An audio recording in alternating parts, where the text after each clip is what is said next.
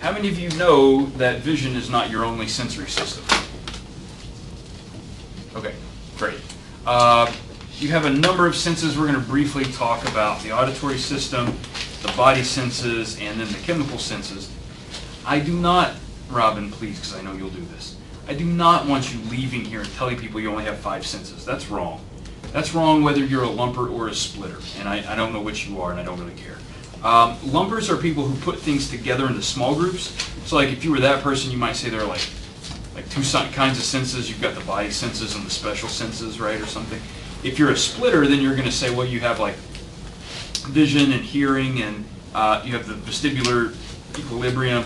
You've also got taste and olfaction, and we didn't even get into touch, which includes like titch, ickle, pain, temperature, vibration. And we're just, however you do it, 5 is not the answer. So don't tell people 5. You can tell any other number, it's not 5. And people say like, I have a 6th sense. Of course you do, because you actually have more than 5. So everyone should have the 6th sense. Nothing special. You don't tell people that, do you? I didn't think so. Not now. You're not going to admit to Not it. after this. Not after this. All right. So there you go. There are the things we'll talk about. Not a big deal.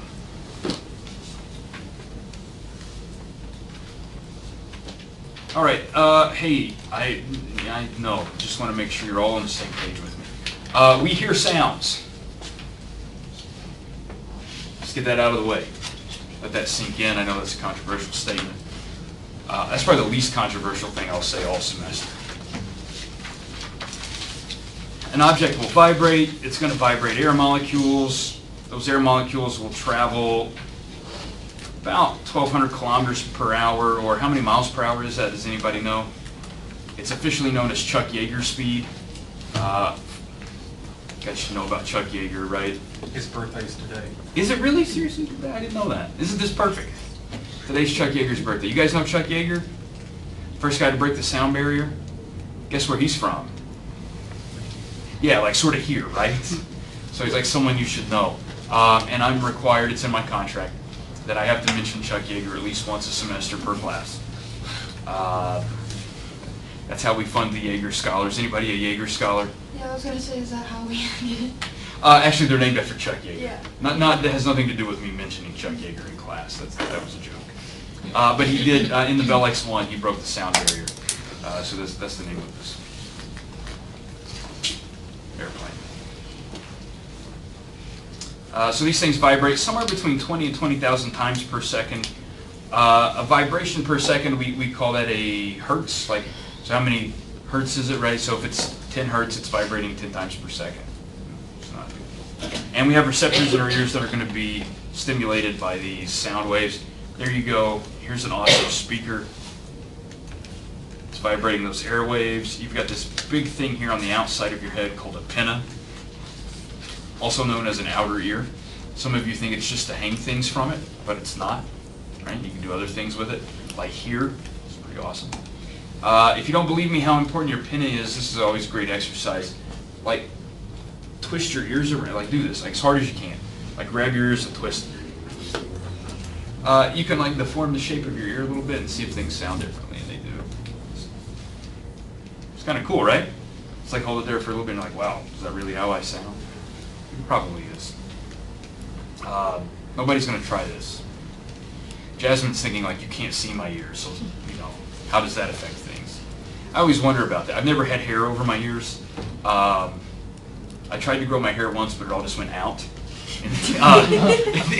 It never went down. It just went out, like completely out. That was it. Like all around, just like curled up and went out.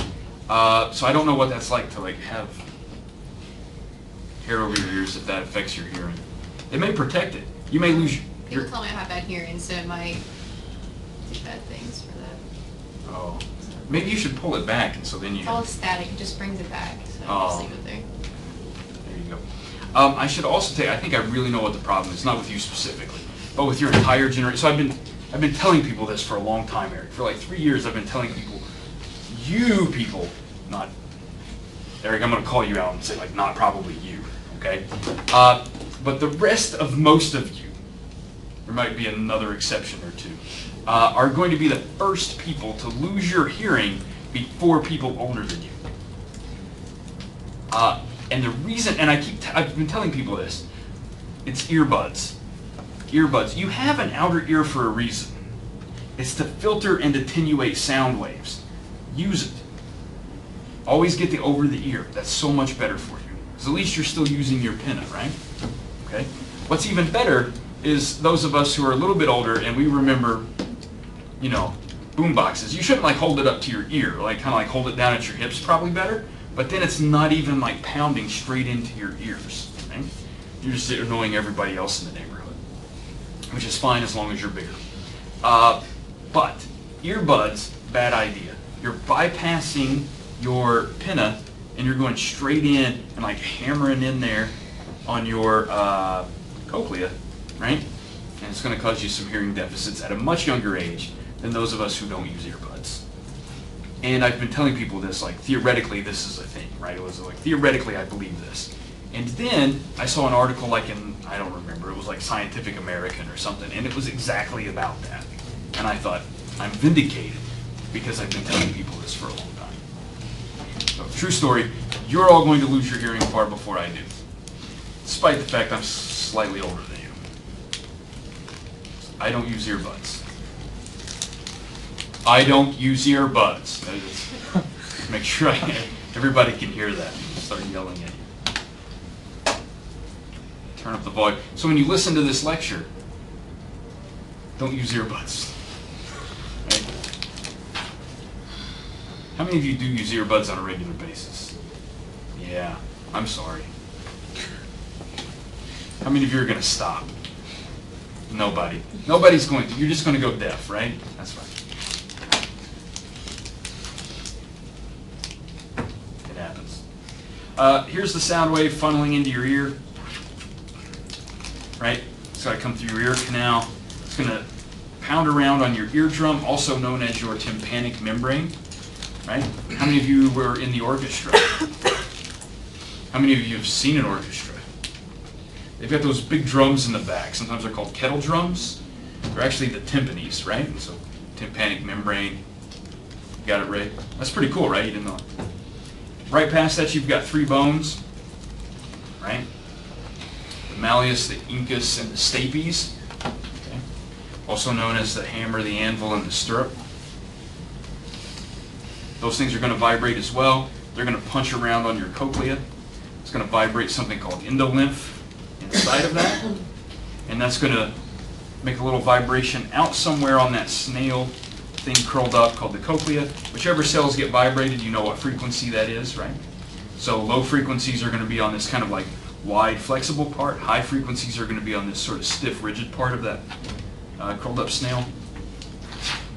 Hearing loss, right? So not related to necessarily earbuds, like age-related hearing loss. This is a thing, right? So no matter what you do, your hearing is going to decline as you get older. So, woohoo!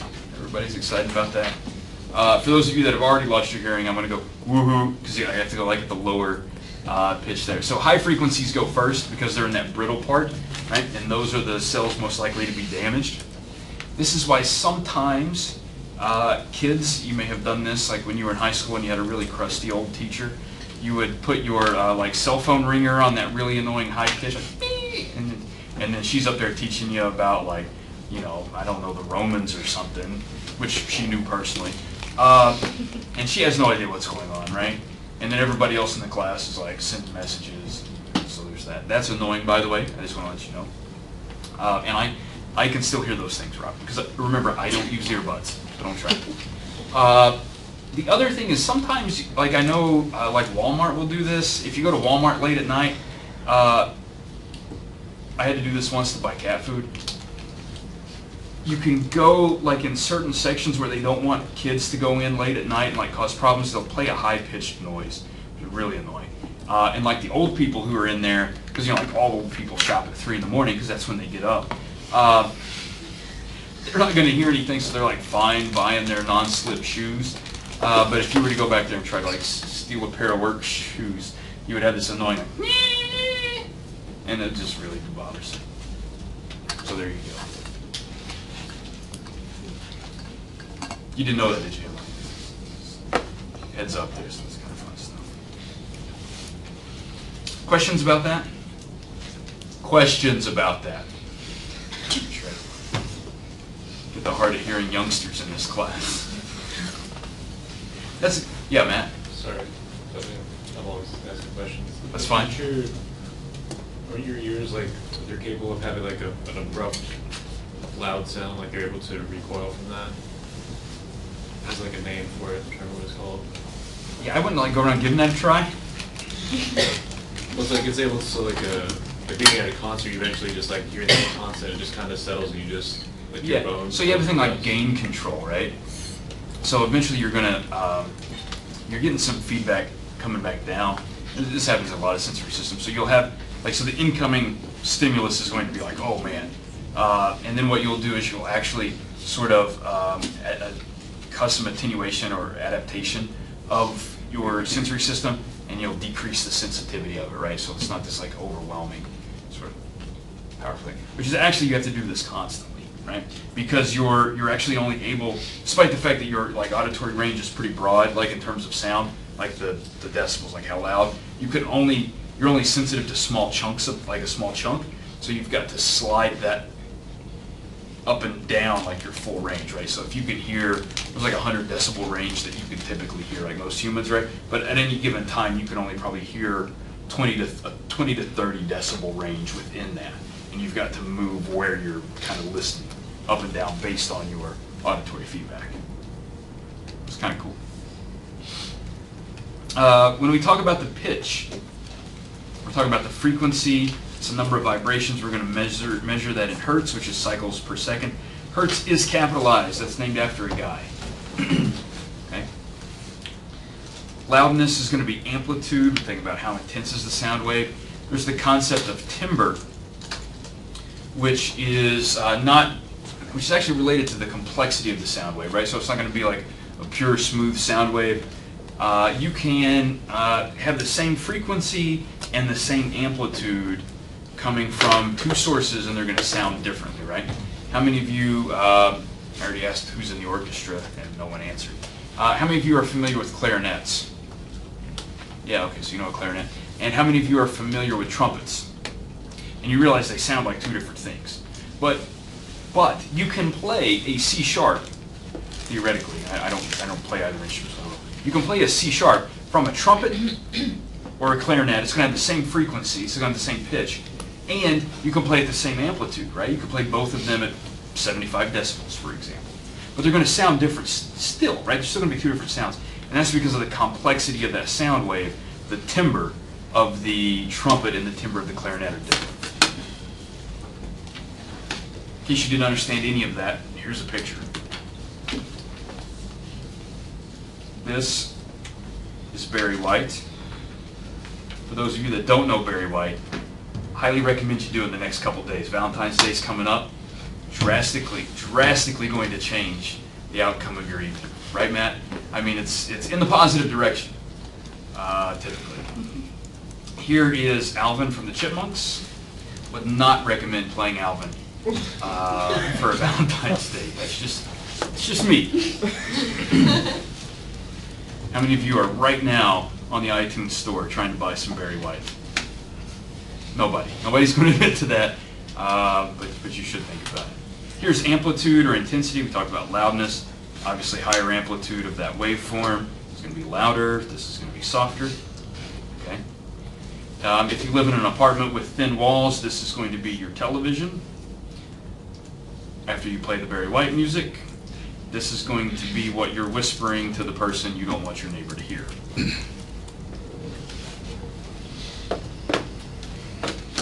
Trying to give some people some advice.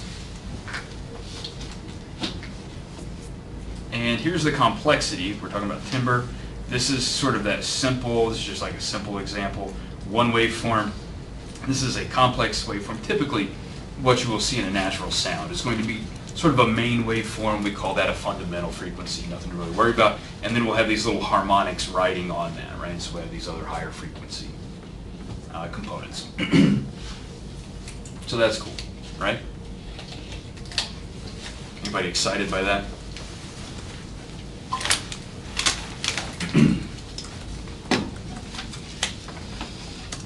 All right, here's the anatomy of your ear. We already talked about the pinna.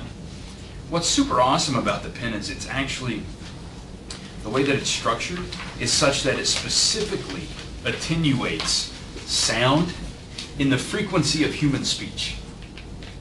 So if you think about the frequencies of human speech, right, that particular frequency range, your pinna is specifically structured to help sort of pick up and attenuate that frequency. And those are important things, right? People say important things to you all day.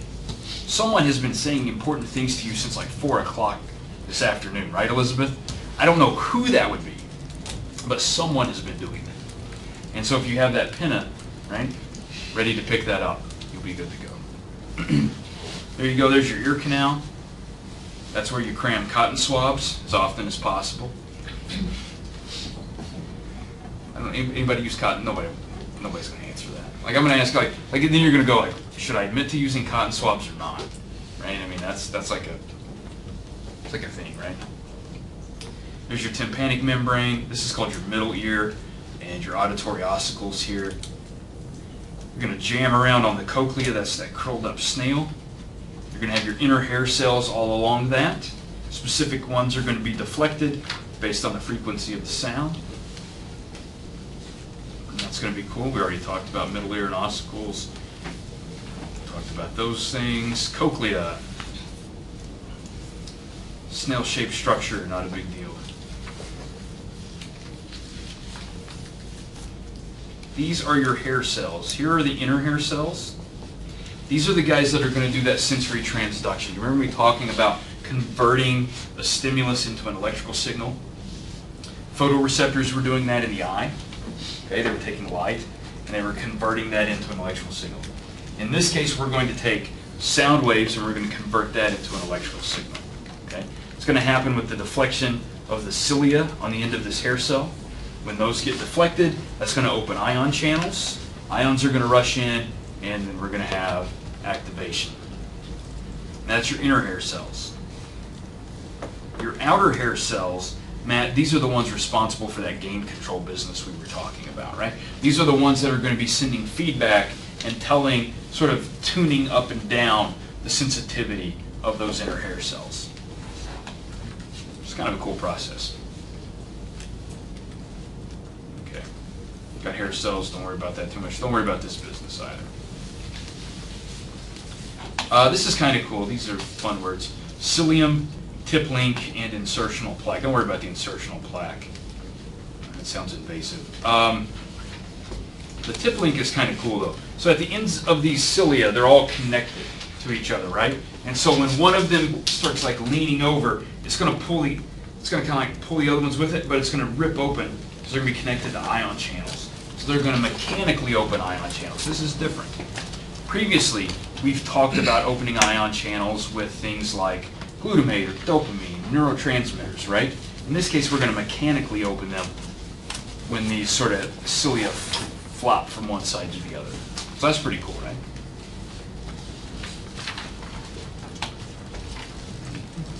Is that what causes tinnitus when those get messed up? Yeah, no, that's the official answer. Okay. How do you spell that? Yeah, we're not quite certain. Okay. And that's why we've not solved it. Okay. So yeah, so it's really hard to say what's causing it.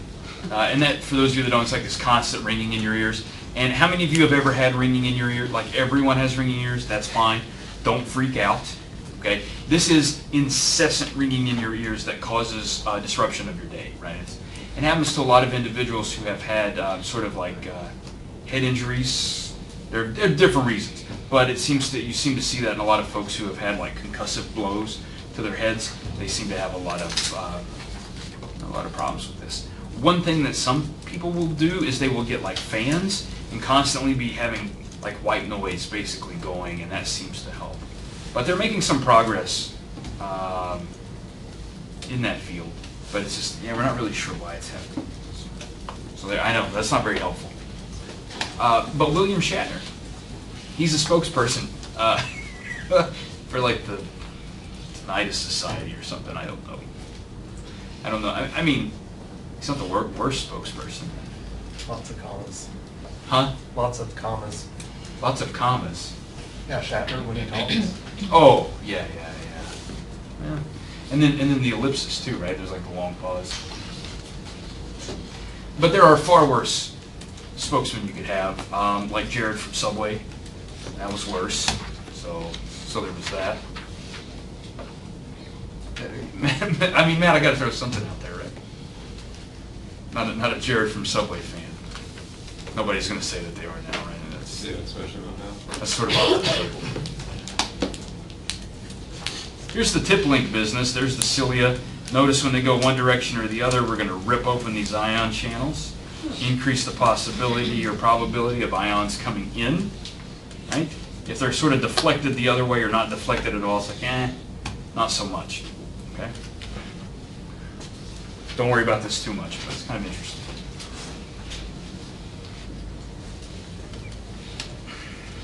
Pathways from your ear, so here, I'm going to draw your ear here. Hold still, Jason, I was actually drawing your ear. No, I'm just...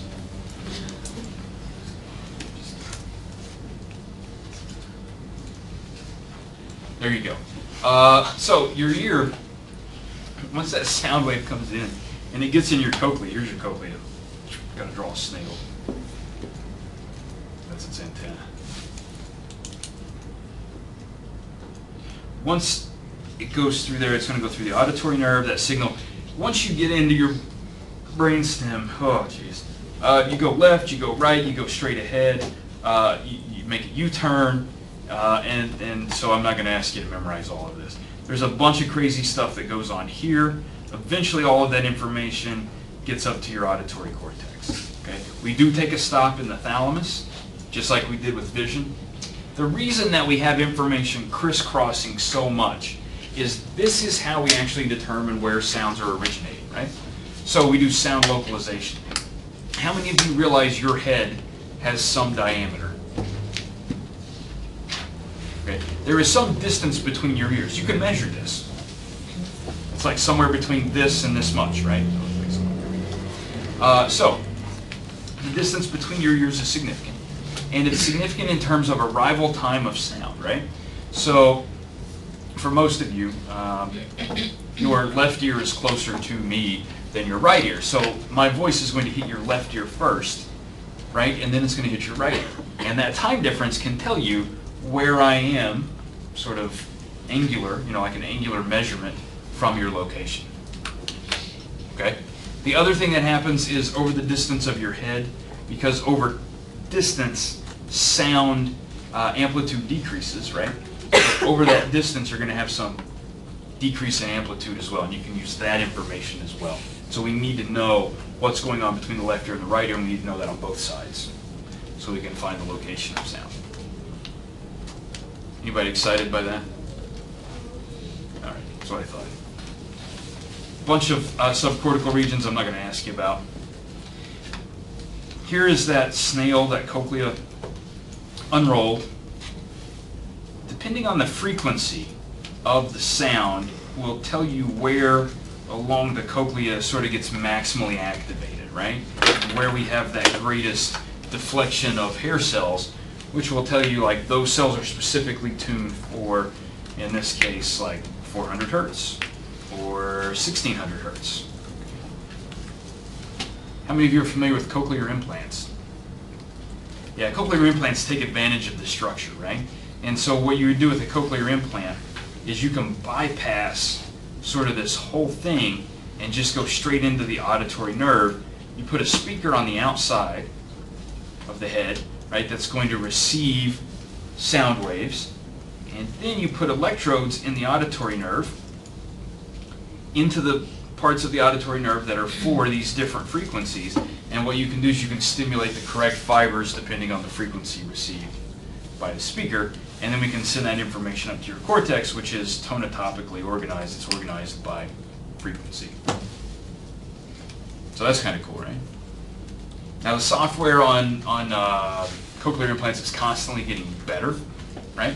And as that software gets better, you get better sampling of those frequencies, and you can better place the electrodes to stimulate inside. You'll get better at creating sort of an auditory prosthetic. So actually kind of exciting. Shortly after that, I think we'll do retinal prosthetics. That's going to be exciting too. Don't worry about this. It's all just auditory cortex information. Not a real concern right now. There's a picture of a cochlear implant. This is a slightly older version. They look different now. So there you go. No worries there. Spatial location. Again, we talked about arrival time. We talked about intensity. Okay. Nothing to worry about. Don't worry about this either. We still have that same what and where sort of system, that same dorsal and ventral division, and it goes in the same way, right? If we want to know what something is, that's going to be ventral. If we want to know where something is, that's going to be dorsal, in terms of the locations for our auditory system. Let's skip music. Music's not important to anybody. There are different brain regions that are responsible for perceiving music, which is really kind of interesting. All right. All right, we're doing okay, right? We still have 50 minutes. Who's excited about that? Robin, you look thrilled. I've never seen someone so excited in my class. And that includes the times people fall asleep.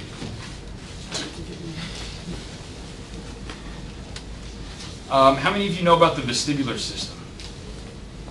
Hey, guess who's getting a story about sloths today? My other class. Not you. Not paid enough attention yet. I might tell it later. The vestibular system is important for those of you who like to know if you're upright or not. And that seems to be something pretty valuable to your existence, right? It's going to help with balance. It's going to help you keep your head upright, and also helps with eye movements. Okay, so you kind of move your head around, right?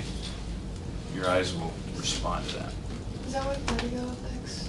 Yeah, absolutely. So vertigo in general, and I'm in a general story, is, and this happens with motion sickness, this happens with other sort of illusions we'll talk about in just a moment.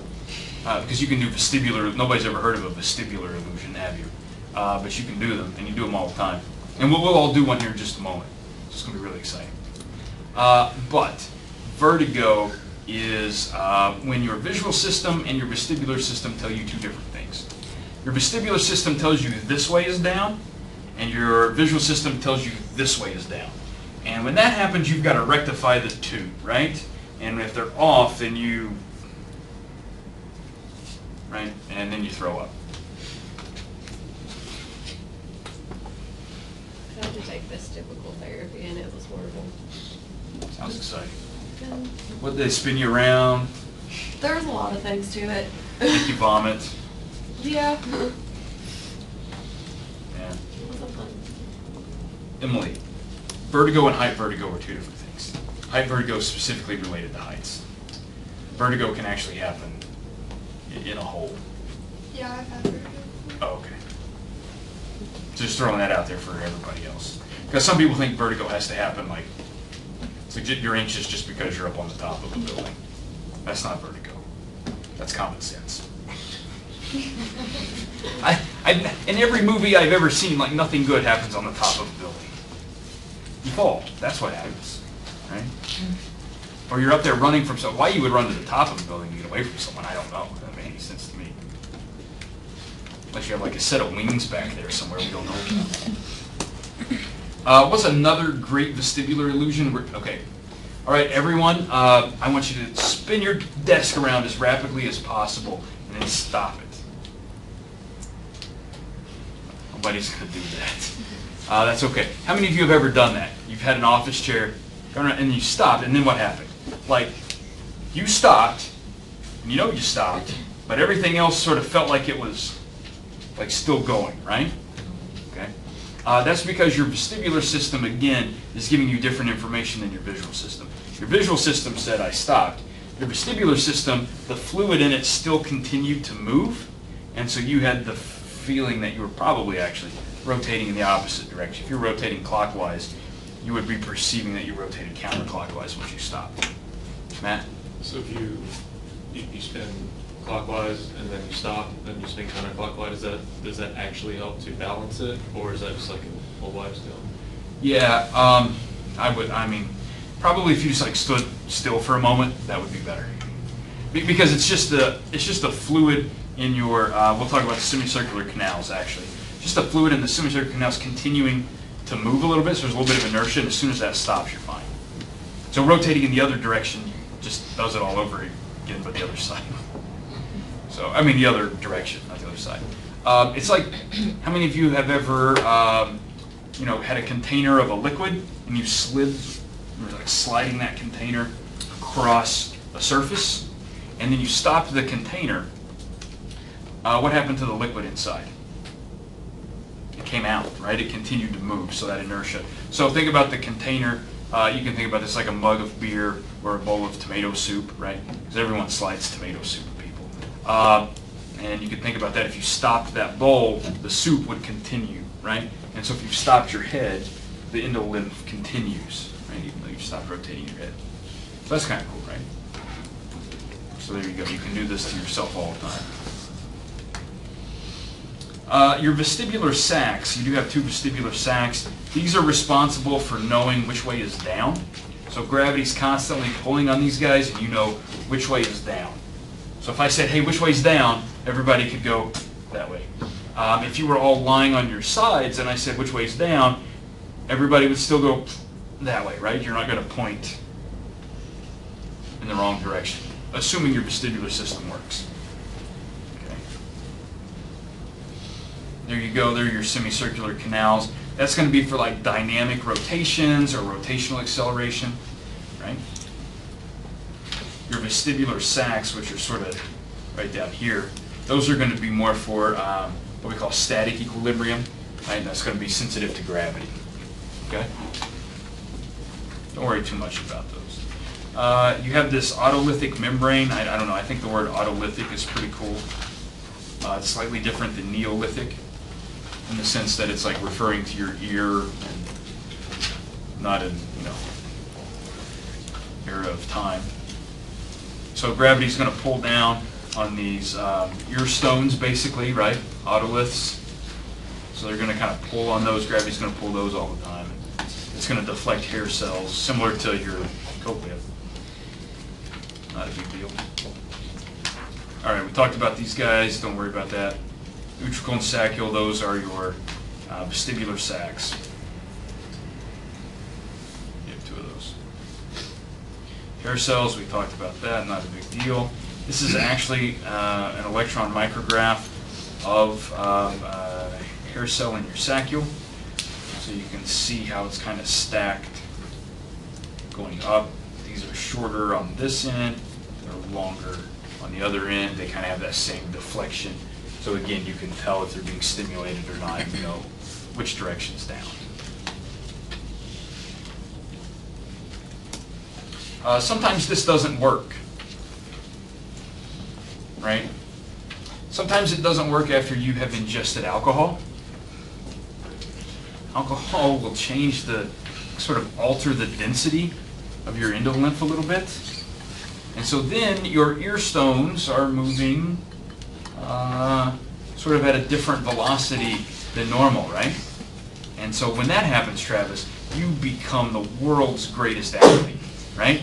This always happens. So you should always drink before you're doing things like gymnastics, right? Because it's really going to help with that balance. That's a joke. Don't do that. Anybody into gymnastics? Ray? It's always great to like down a couple pints of Guinness before you get on the pommel horse, right? I don't know. Just thinking about things.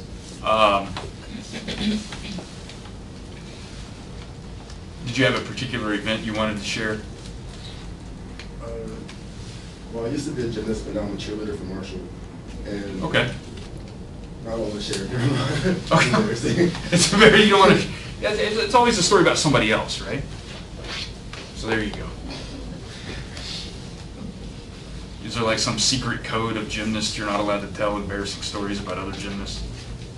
That's okay. We may not want to know. No, it was like my first football game as a freshman, and I'm down in the end zone. It happens. They invited you back. Well, like there was sunlight and everything, and I couldn't really see where I was landing, and Ooh. I landed on my stomach in the end zone when I was a freshman. Oh, that sounds painful, actually. I mean, to your stomach and your confidence. I hope you've recovered since then. Yeah. Yeah, that's good. Way to go, Ray.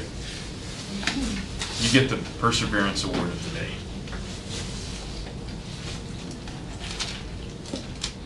I'm not going to ask you about this. So, any question? Oh, hey, I told you I was going to tell you a story about sloths, right? So now I'm going to tell you a story about sloths.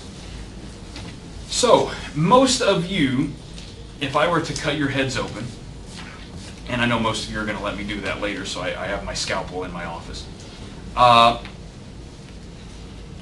Most of you, if I were to crack your heads open and I were to pull out your vestibular organs, most of you, they would be nearly identical, right? Okay. We are a fairly mobile and acrobatic species, right? And we move rapidly through our environments, and we descended from other species that did the same, and maybe even more so. And so we have very little variability in our vestibular systems, right? If you think about, let's think about another species, humans, we've sort of bypassed the need for this. If you were to think about a species like a spider monkey, those spider monkeys, right? Who doesn't?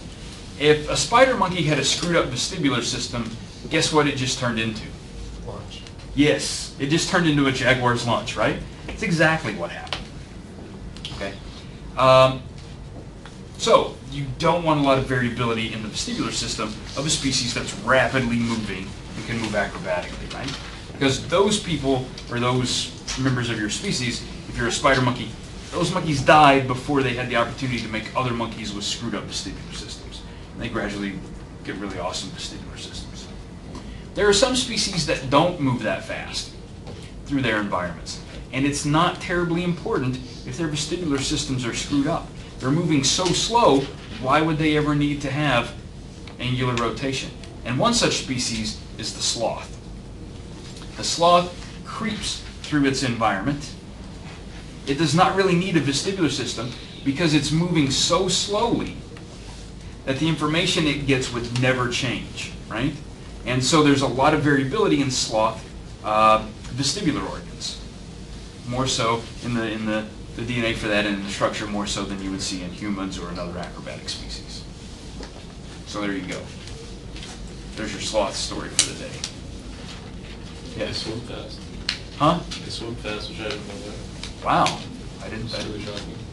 quite realize that either, so there you go. That would also be kind of a reason not to have a, I don't know, your vestibular system could throw you off a little bit in water too, I imagine. I'm trying to think about that. Sloth in water. I don't know. Do they have like competitions? That's what I'd like to see, like sloth swimming competitions. Because now I want to see like who's the fastest swimming sloth. You're gonna be YouTube it later? I probably am, and I'm probably not going to find anything. And then I'm going to have to like take a sabbatical to go catch a bunch of sloths, like start an underground sloth swimming ring or something. Like, I don't know. My mind drifts occasionally. I don't know if you've noticed. Hey, what about somatosensation? What are we talking about there? How many of you have a body? Oh, he had to check. I saw that. He's like, wait a minute. Yes, it's still there. I thought I lost it once. So soma means body, so we're thinking about body senses. You have a ton of body senses. Again, Robin, this is why I don't tell people you have 5 senses, because you don't. I mean, you do, but you have more, so just don't say I only have 5. Okay. We have what are called cutaneous senses. These are in the skin, right? So that's going to be things like pressure, touch, vibration, tickle, pain. It's going to be out there. You're going to have pain receptors in your skin, right? So you have those things. Proprioception. This is the perception of your position and posture. How many of you have your legs crossed? And how many of you can tell me that without looking? Yeah, because you know where your feet are most of the time.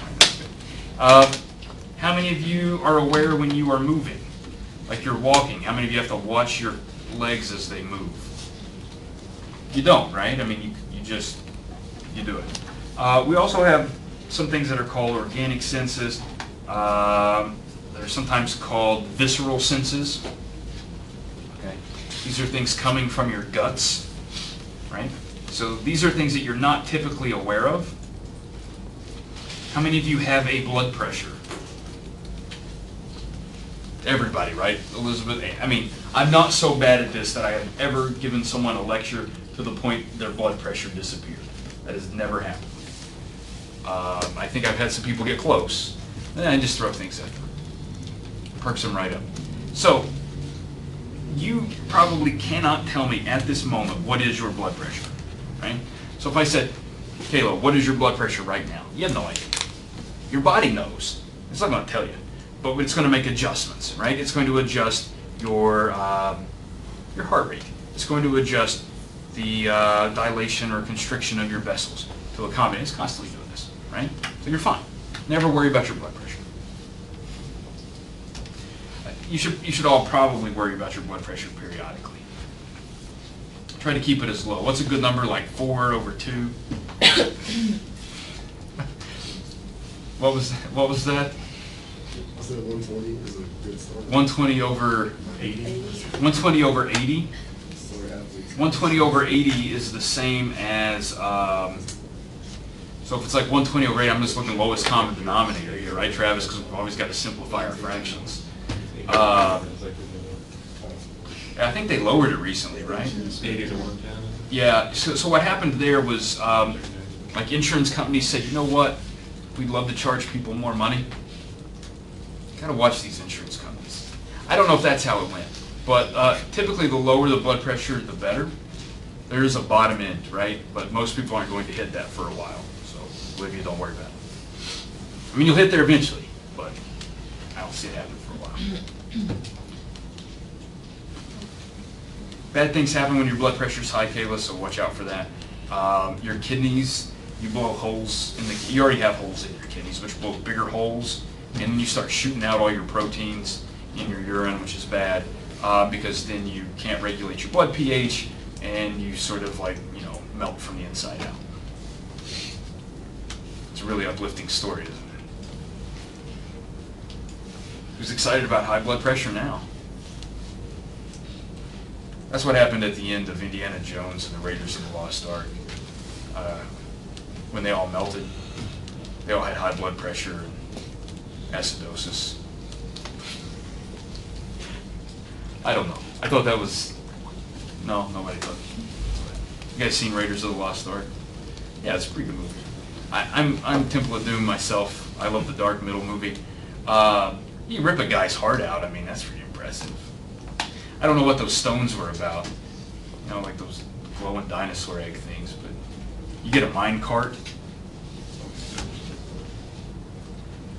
How many of you have ever felt pain before? It happens.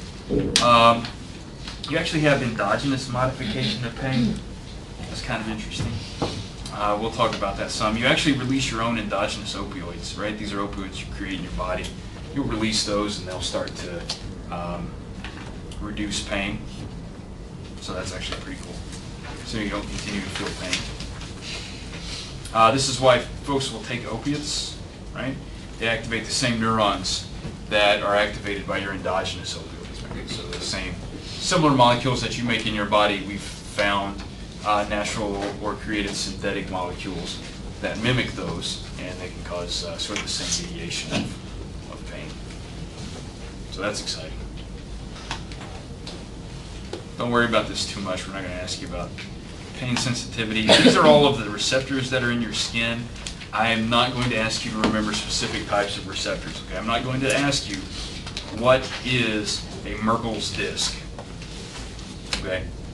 I will expect you to understand that because in your skin you can sense pain and temperature and tickle and touch and vibration, that you're going to have different types of receptors in your skin, right? That I'll expect you to understand conceptually, but I'm not going to specifically ask you You know, tell me about a Pacinian corpuscle. Okay. Hey, here's a block of skin. Who loves those?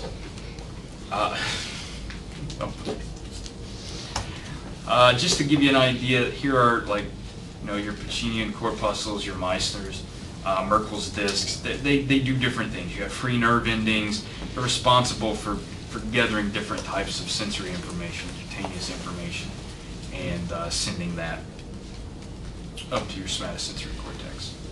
If you're really interested, here's a chart. You can take a look and figure that out for yourself. Hey Robin, look at this. 5 senses just for cutaneous senses, right? So you already got 5, right there, 5. Okay. Touch, vibration, temperature, pain, and itch. What's interesting about this is sometimes temperature can actually start to activate your pain receptors. That's hot or cold. How many of you have ever grabbed something so cold it hurt?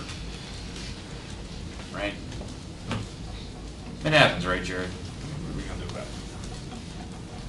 Let go. That's what you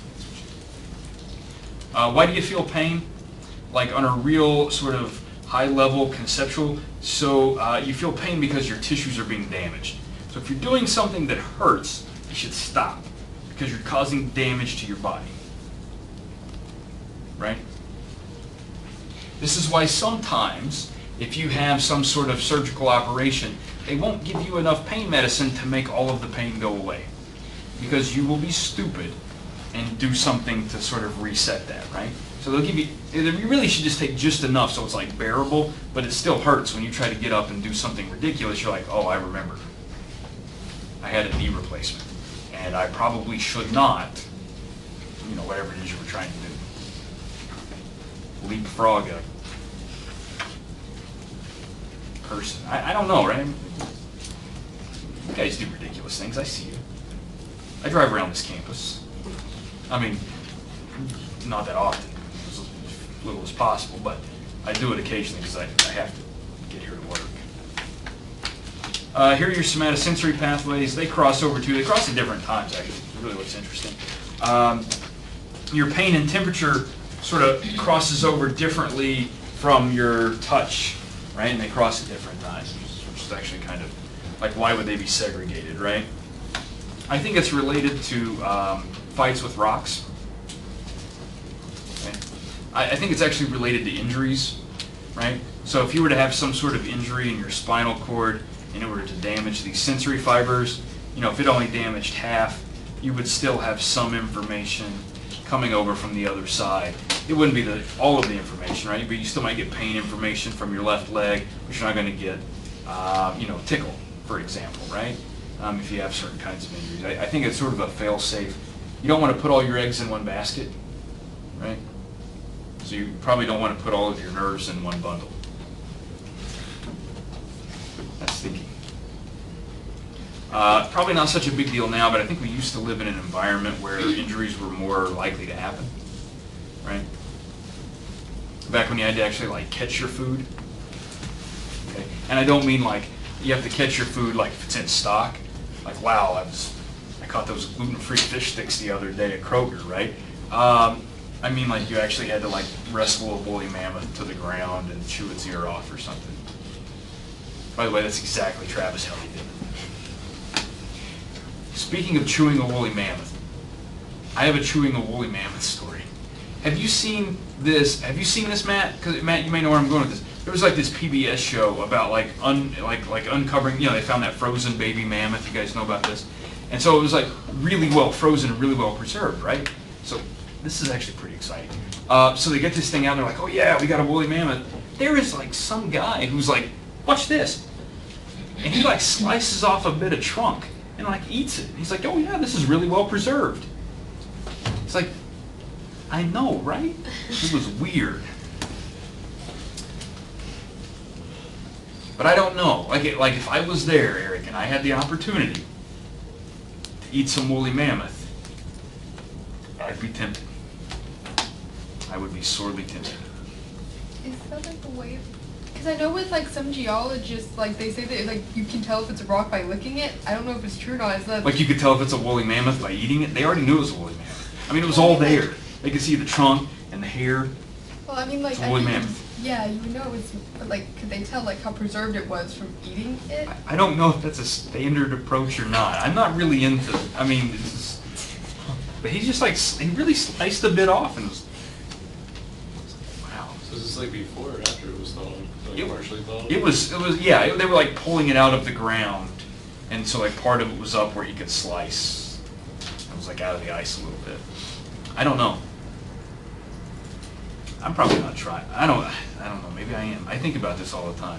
Like if somebody offered to send me to space, but I couldn't come home, would I go? Of course. I know I would. It's like I wouldn't even think twice about it. It's like I don't like you guys enough to do that. Try to think about like what would you take with you? Do you ever think about that? Like what would you take with you if you were going to space and you couldn't come back? No, Emily, you don't think about that at all. I am now. Bananas. That's what you're taking with you. Temperature, touch, not a big deal. We talked about that. Don't worry about this. These are just the two separate columns, the dorsal column and the spinal thalamic. I'm not going to ask you too much about it. Obviously, there are some emotional consequences of pain. There's the immediate and the long-term implications of chronic pain. I don't know if you've personally dealt with chronic pain or you know someone who has dealt with chronic pain. It can actually be quite serious, right? What's really troubling is there are certain pain syndromes that don't seem to have like an external cause, right? Obviously, if you've had knee surgery, your knee's going to hurt because your knee was cut open and people were jabbing around it. That makes sense, right? But there are some sort of problems where you'll have your brain will perceive pain, but there's no sort of external cause of that. Those are difficult to treat because you're not going to be able to like block the pain from signals, right? Because there are no pain signals really. So those can be, it's like I think it's like thalamic pain syndrome or something. It's really troubling. Don't worry about this. This is a confusing graph, and I'm not going to ask you too much about pain, to be honest. Hey, phantom limb. Who knows about phantom limb? Yeah. So this is when someone like has an amputation and they still like sense that that limb is still there. Sometimes they'll have some pain issues. There was this great guy, V.S. Ramachandran. He's a pretty famous neuroscientist, and he did something, Eric, where he made a cabinet with a mirror in it, and he had a what he would do is you would stick your arms in, and let's say you had one arm amputated. It's pretty crazy, right? And so you can see your hand, and it's like, oh, my other hand's itching, which doesn't exist, and they can kind of like, you're like, oh yeah, I'm fine now, because the mirror reflects. It's actually kind of cool. How many of you have ever volunteered at the Brain Expo? I'm mentioning this now because we're going to be asking for volunteers for the Brain Expo in March, I believe it is. It's going to be in March. The Brain Expo is really awesome. How many of you love elementary school kids? That's a weird question. Don't answer that. How many of you love community outreach? That's a question you can answer. How many of you love volunteer opportunities you can put on your resume? Yeah, that's great, right, Eric? So we do this cool thing called the Brain Expo every year. We bring like 600 elementary school kids from the area on campus. You don't have to deal with all 600 at once. You only deal with a few. And there are like 30 stations, and you teach them about brains. It's actually kind of cool. I usually get the rubber hand. It's kind of the same thing as the phantom limb thing, right? We put a lab coat on them, and it's got a fake hand. And we have their fake hand kind of up on the table, and then we have their real hand kind of hidden, right? And then you can like put a paintbrush on their fake hand and on the real hand, and then they'll start to feel it over on the fake hand that doesn't really exist. It's just kind of weird. And then you can like slap their hand, and I like scaring little kids. So it's a fun booth for me. But it's the same idea as what very similar to what V.S. Ramachandran did, where he had the amputees and kind of like tricked them into looking at the mirror, right? It's like, oh, that's like actually my hand. I'm okay now. So there you go. Anybody get anything out of that? Brain Expo, March, elementary school kids. Cockroaches. A couple years ago, a cockroach had babies like right on somebody, like while they were holding it, and then they dropped it. I don't know if they found them. They're all loose in the Don Morris room. I don't know about that. Fine. Don't worry about this. Oh, placebos. Hey, how many of you have ever had a placebo? Yeah, you can make money getting placebos, right, from like medical experiments. Just go in, they'll pay you, they'll give you a drug or not a drug, and here's like $10. If you die, it's not our fault. I tried doing one of those experiments once. It was like this like kidney stone fish diet or something. And so I signed up for it. And for like a week I had to collect my urine, right? And so I'm collecting my urine in this like big urine container for a week. And then I go to turn it in because I'm thinking like, you know, this is like a multi-week thing. And they were going to pay me like a couple $100. Like this is going to be worth my time. And one week they're even going to pay for all my meals because they're giving me this special like fish diet or something to eat, right? So it's like, this is a deal. And then I get there and they said, oh, you know, my BMI was too high, and so I was disqualified. It was really frustrating because I handed them like a gallon of urine that they couldn't do anything with, that I had just collected for no reason. So I've been like carrying around this urine thing, which was kind of weird. So always read the fine print first, and don't just like start collecting your urine thinking you'll be able to use it for something. Placebos though, why do placebos work? Who remembers that time I told you about endogenous opioids? Yeah, so if you can like actually release endogenous opioids, guess what's going to happen? Your pain's going to go away. That's how that works, right? And if you can do that by taking some sort of, you know, fake pill, well then guess what? It still happens. This is kind of interesting too. They gave people a placebo, and they told some people that what they received was a discounted price drug, and they told some people it was the regular price drug. And the folks who got the regular price drug reported that their pain was reduced more than the folks who got the discount. I don't know. I think that's really fascinating, right? So this is great for you. Always tell yourself you're taking expensive placebos. Guaranteed to always work. No, that's right. Now, what you should think about is like all the times that your parents told you, right? I'm giving you, oh, this is great. This is one of those really expensive Band-Aids. That, right? Anybody heard that story before? How many of you told somebody that story? Oh, these with the Mario Brothers on it, guaranteed to work. They cost more. You guys still buy Mario Brothers Band-Aids? Do those exist? Anybody know the Mario Brothers? Do they still exist? By the way, Mario, no longer a plumber. It's like a big update recently. If anybody's been following that development. Placebos. Hey, taste. We should talk about taste because we need to get through this. How many of you have ever tasted something? That happens. It'll pass. Don't worry about it.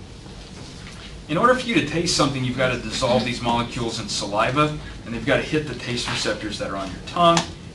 Interestingly, there are only probably like 6 qualities of taste, right? Despite the fact that we can identify far more things by taste, right? So you have salty, sweet, sour, bitter, umami. Huh? I said salty, right? There should be a list. Here we go. Bitterness, sour, sweet, salty, umami. The one that's not on here is spicy.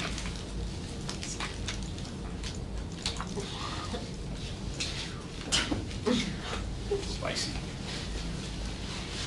Spicy is kind of a new thing, right? Kind of coming out with. There's maybe another one. This is kind of interesting, like a bread taste.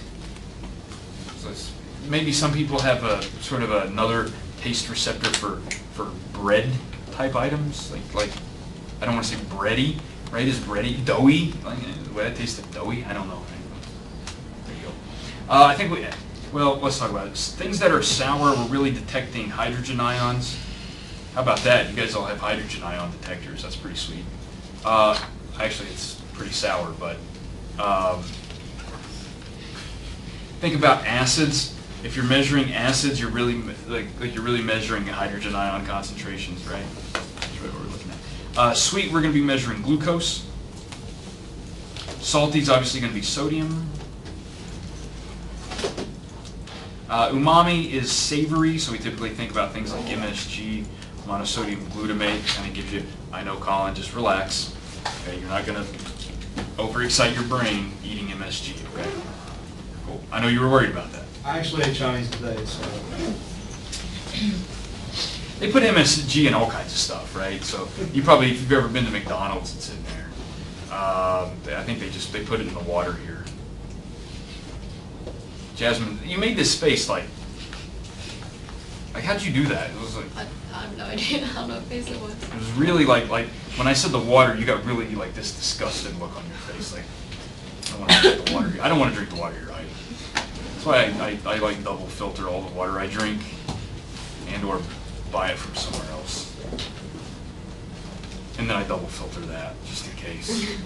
Just don't know. Hey, who loves things that are bitter? Yeah, you're probably gonna die. I mean, that's probably true of everybody else too. But things that are bitter is typically plant alkaloids, and these are things that are typically poisonous. So things that are really bitter are things that are. Have you ever eaten a poisonous plant? No. No. Yeah. Well, if you do, it's gonna be bitter. I promise. Okay, thank you. Yeah, you're welcome. I'm just saving you some trouble there, right? You've got taste buds all over your tongue. No worries about that. Don't worry about that. Don't worry about this. Oh, hey, this is interesting. We should talk about gustatory cortex. Remember the other cortical regions we talked about being organized by the visual map or by frequency? Gustatory, not organized at all. It's just random.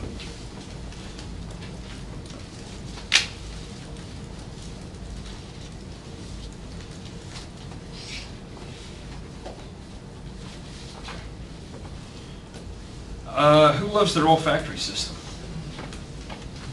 That's for smelling things. Okay. You got a bunch of these olfactory cells. It is a second chemical sense. So in the same way that we had to dissolve molecules in our mouths and saliva to taste them, we have to get molecules up our nose in order to smell them. So, how many of you have smelled something really horrible recently? Little flecks of that were up your nose. That's exciting, right? How many of you have a dog? How many of you have ever smelled what that dog does? Yeah, little pieces just working their way up in there. Robin, how's that make you feel? Makes you want to fish, doesn't it? Keeps it all in the water. All that stuff sinks to the bottom. You just let the fish die and buy a new tank. You don't have to clean it. That's why I like pets like things like ladybugs. They die and you don't have to feed them. It's no maintenance. Actually, for some reason, I don't know, like I think there's a hole in my apartment somewhere, and ladybugs are coming in, and my cat loves them. To play with, like not to eat. Like I thought, well, if the cat eats the ladybugs, then that's okay. But it just like plays with them. It doesn't do anything. It doesn't help me get rid of the ladybugs. Guess what? You can identify like 10,000 different things. That's pretty awesome, right? Similar to vision, color vision, olfaction helps us identify things that are edible or spoiled. Okay? How many of you have ever smelled something and then decided not to eat it? Yeah, it probably happens all the time. I mean, I don't think so. Why are there things floating in my milk? So you don't ingest that, right? Unless it's like those little marshmallows. Those are okay to float in your milk. But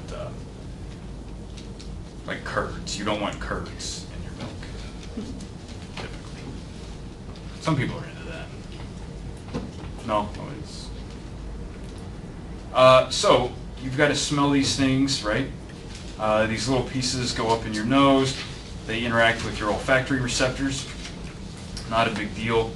That's all going to be collected by these mitral cells and go through your olfactory bulb to your olfactory cortex. Some of that's going to go directly to your amygdala, which is kind of interesting.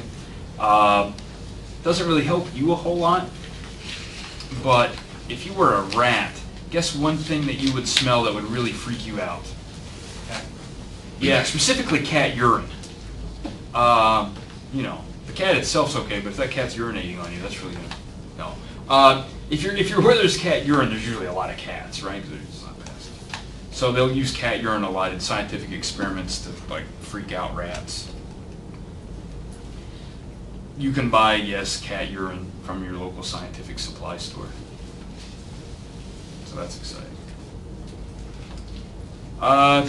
So you have all of these receptors. Interestingly, you can identify 10,000 different odors. You only have 1,000 different receptor types. How many of you have a bicycle? No one has a bicycle? How many of you have a bicycle lock? Yeah, what's the combination on that? No, just kidding, you don't have to tell us. So, if you think about your bicycle lock, right, if it's one of those real simple ones that has like 0 through 9 and has 4 digits, right? So you can actually, with those 4 simple digits, you can actually create, or 9 digits, however you think about it, you can actually create almost 10,000 different combinations, right? Do the math on that if you'd like. With 1,000 different receptors, you can think about different combinations of receptors being active for different odors, right? And so if you smell banana bread, that's going to activate a certain set of receptors. If you smell pumpkin pie, another thing that's pretty good, that's going to activate a different set of receptors, right? So you can tell the difference between them. There you go, there's your olfactory bulb here, sending information into your brain. Again, some of that's going to the amygdala, also going to the hippocampus, so you can go, what was that I smelled? It's kind of exciting. Anybody know why these are called mitral cells? You don't have to answer this, I'm going to ask. Is anybody Catholic? Yeah. So the bishop's hat, it's also known as the mitre hat, right? Supposedly these look like mitre hats.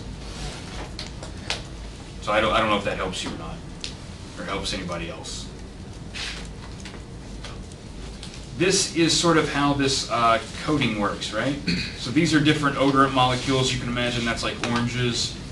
This one's going to be pickles. There is cedar wood. I don't know, I'm just making things up, right? And notice that they activate different receptors, Travis, right? Different combinations of receptors. Sometimes there's overlap between those receptors and sometimes there's not. And that's how we're going to use those 1,000 receptors to identify 10,000 different objects, or 10,000 different odors. Questions about that? All right, next week we're going to learn some stuff.